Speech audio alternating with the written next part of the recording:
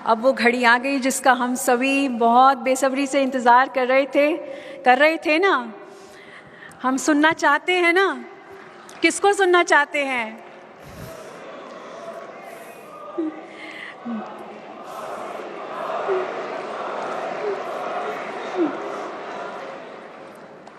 हम तो कहेंगे आप परमपिता परमात्मा के चुनिंदा नूरे रतन हैं।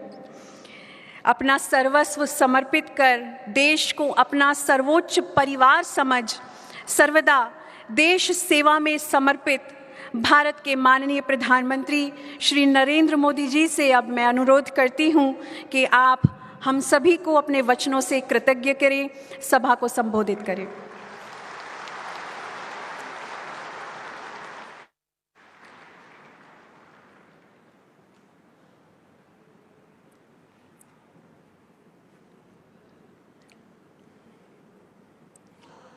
ओम शांति। आदरणीय राजयोगिनी दादी रतन मोहिनी जी, ब्रह्मा कुमारी के सभी वरिष्ठ सदस्यगण और इस सभा में भारत के कोने कोने से आए हुए मेरे प्यारे भाइयों और बहनों,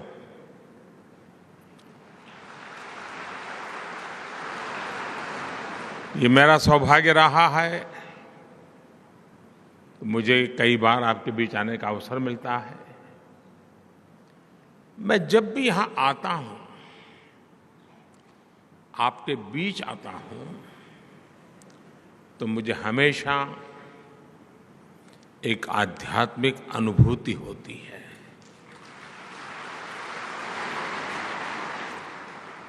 और ये पिछले कुछ महीनों में दूसरी बार है जब मुझे ब्रह्मा कुमारीज के कार्यक्रम से जुड़ने का अवसर मिला है। इसके पहले अभी फरवरी में ही आपने मुझे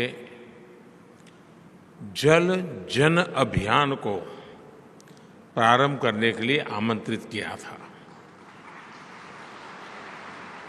मैंने तब विस्तार से इस बात को याद किया था कि ब्रह्मा कुमारी संस्था से कैसे मेरी आत्मीयता में एक निरंतरता रही है। इसके पीछे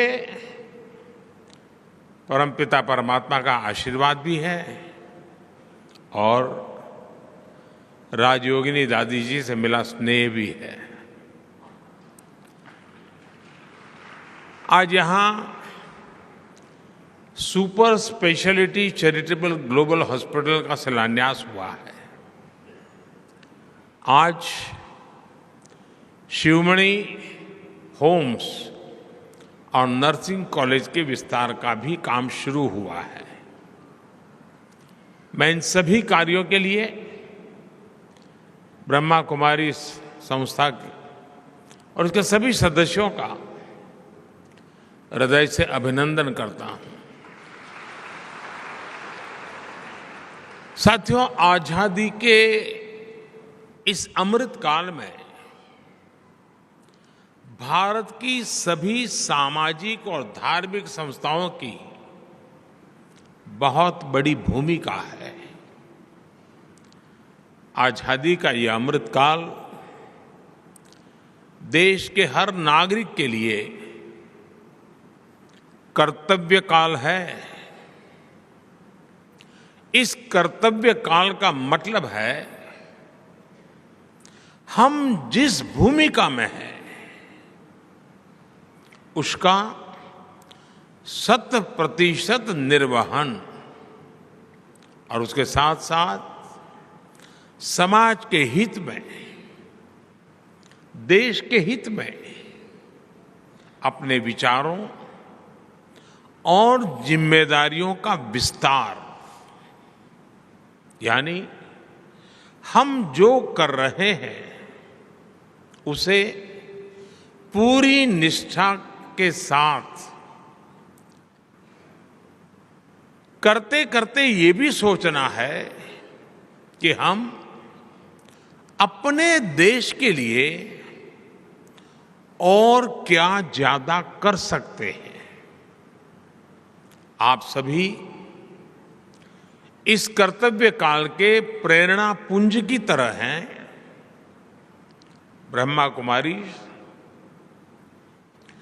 एक आध्यात्मिक संस्था के तौर पर समाज में नैतिक मूल्यों को मजबूत करने के लिए काम करती है, लेकिन साथ ही आप समाज सेवा से लेकर साइंस, एजुकेशन को प्रमोट करने, सोशल अवेयरनेस बढ़ाने के लिए भी पूरी तरह समर्पित है।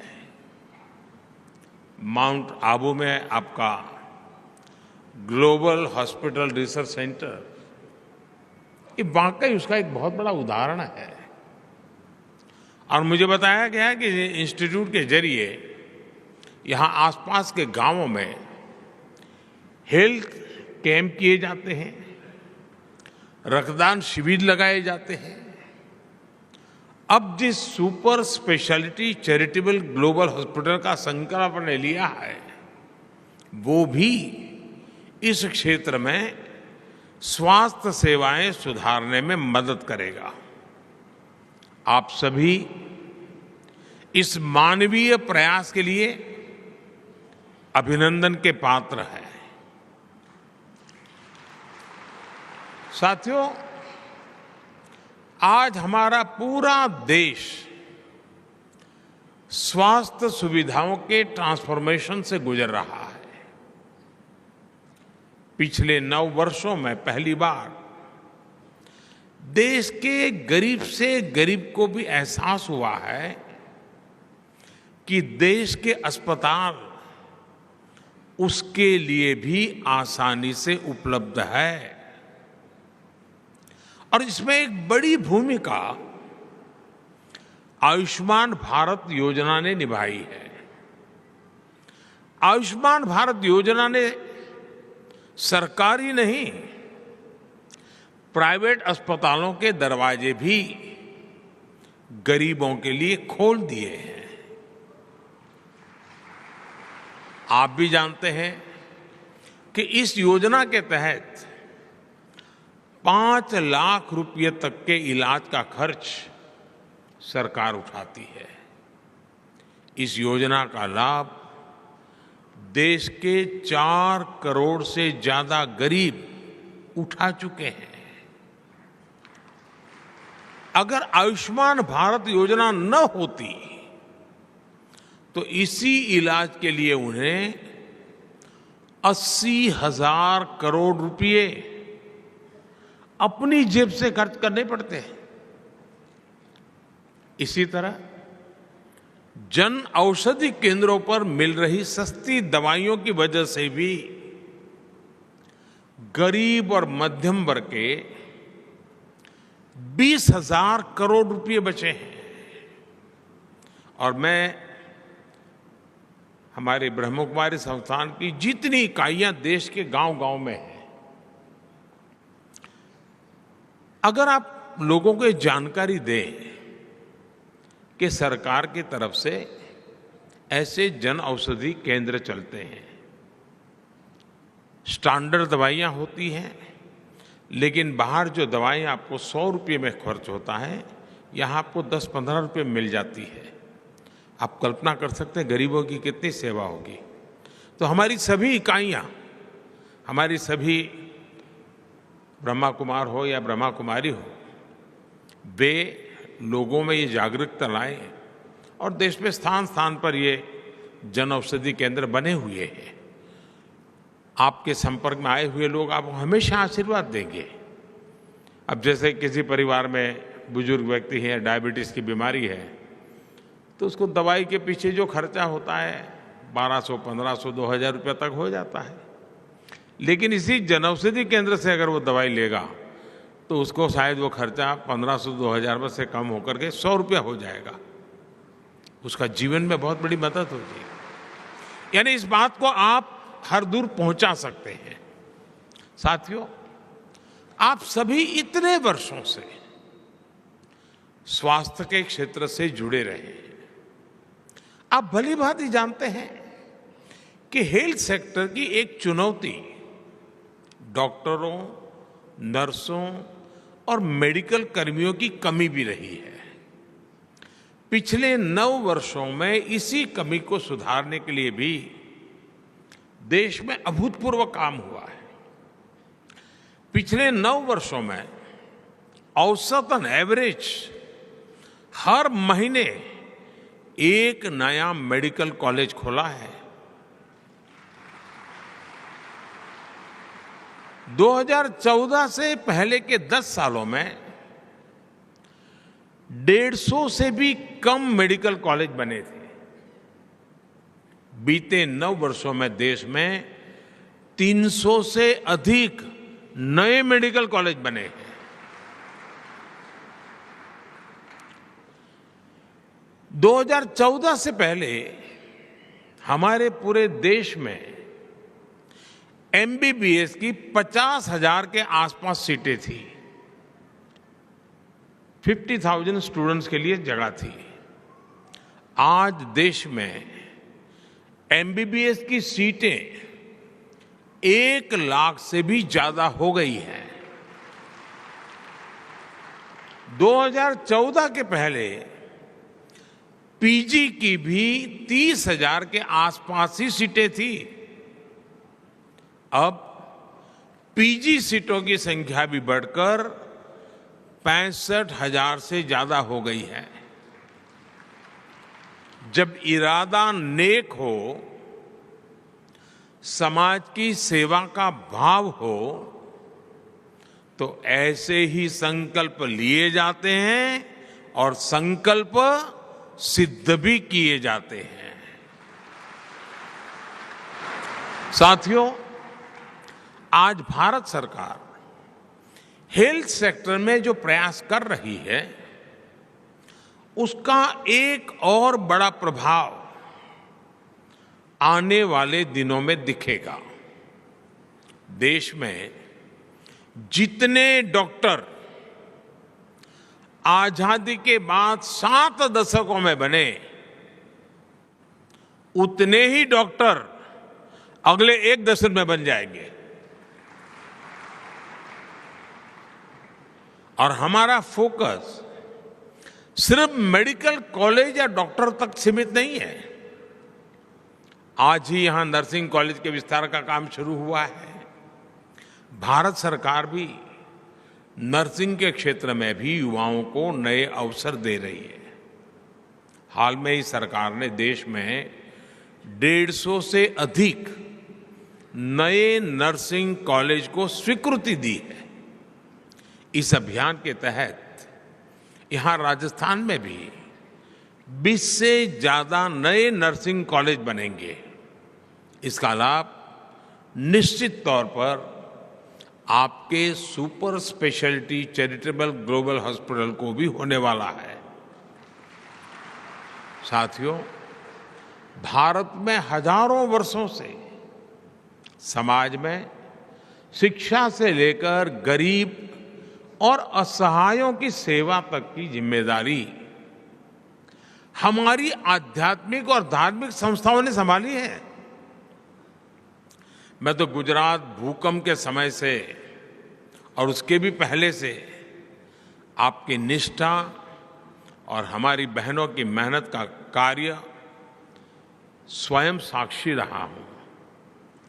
आप लोग जिस प्रकार से काम करते हैं, उसे बहुत निकट से देखा है।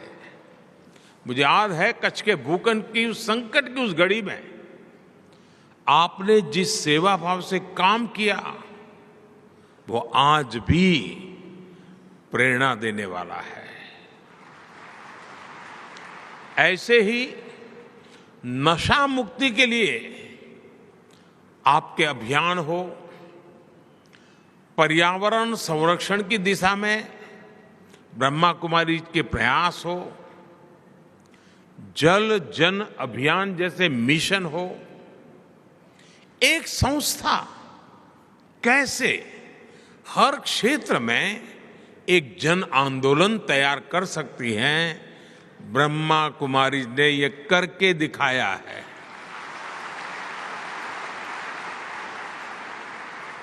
विशेष रूप से मैं जब भी आपके बीच आया हूं, मैंने देश के लिए आपसे जो अपेक्षाएं की हैं, उन्हें पूरा करने में आपने कभी भी कोई कमी नहीं छोड़ी है। आपने जिस तरह देश भर के आजादी के अमृत महोत्सव से जुड़े कार्यक्रम आयोजित किए, जब आपने पूरी दुनिया में योग शिविरों का आयोजन किया, जब दीदी जानकी जी स्वच्छ भारत अभियान की ब्रांड एम्बेसडर बनी, जब सभी बहनों ने स्वच्छ भारत की कमान संभाल ली, तो इससे कितने ही लोगों को देश के लिए काम करने की प्रेरणा मिली है। आपके ऐसे कार्यों ने ब्रह्मा कुमारी में मेरे विश्वास को और भी कई गुना कर दिया है। लेकिन आप जानते हैं कि जब विश्वास बढ़ता है तो अपेक्षाएं भी बढ़ती हैं, और इसलिए स्वाभाविक है कि आपके प्रति मेरी भी अपेक्षाएं जरा ज्यादा बढ़ गई हैं। आज भारत श्री अन्न यानी मिलेट्स को लेकर एक वैश्विक आंदोलन को आगे बढ़ा रहा है। आज देश में हम प्राकृतिक खेती जैसे अभियानों को आगे बढ़ा रहे हैं। हमें हमारी नदियों को स्वच्छ बनाना है, हमें भूजल का संरक्षण करना है। ये सारे विषय ऐसे हैं जो कहीं न कहीं हमारी हजारों वर्ष पुरानी संस्कृति और परंपराओं से जुड़ते हैं। इसलिए इन प्रयासों में आपका जितना ज्यादा सहयोग मिलेगा, उतनी ही देश की सेवा और अधिक व्यापक होगी। मुझे आशा है राष्ट्र निर्माण से जुड़े नए विषयों को ब्रह्मा कुमारीज इनोवेटिव तरीके से आगे बढ़ाएगी। एक विकसित भारत के निर्माण के जरिए हम विश्व के लिए सर्वे भवन्तु सुखिनः के मंत्र को साक्षात करेंगे। और आप जानते हैं, अभी यहाँ G20 समिट की बात हुई। हम G20 समिट में भी दुनिया के सामने, दुनिया जब विमेन डेवलपमेंट की बात करती है, हम G20 में दुनिया के सामने विमेन लेड डेवलपमेंट की तरफ ले जा रहे हैं। महिलाओं की अगुवाई में विकास, उस दिशा में हम काम कर रहे हैं।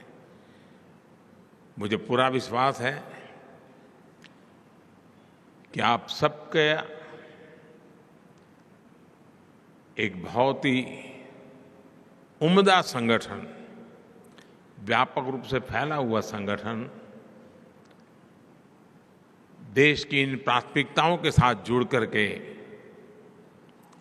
नई शक्ति और सामर्थ्य के साथ अपना विस्तार भी करेंगे और राष्ट्र का विकास भी करेंगे। इसी कामना के साथ आप सभी को मैं बहुत बहुत धन्यवाद देता हूं। और मुझे आपने यहाँ बुलाया, निमंत्रण दिया।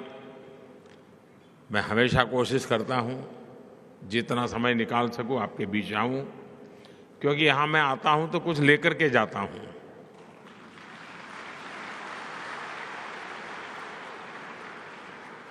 चाहे वो आशीर्वाद हो, प्रेरणा हो, ऊर्जा हो, जो मुझे देश के लिए काम करने के लिए दौड़ाती है, नई शक्ति देती है।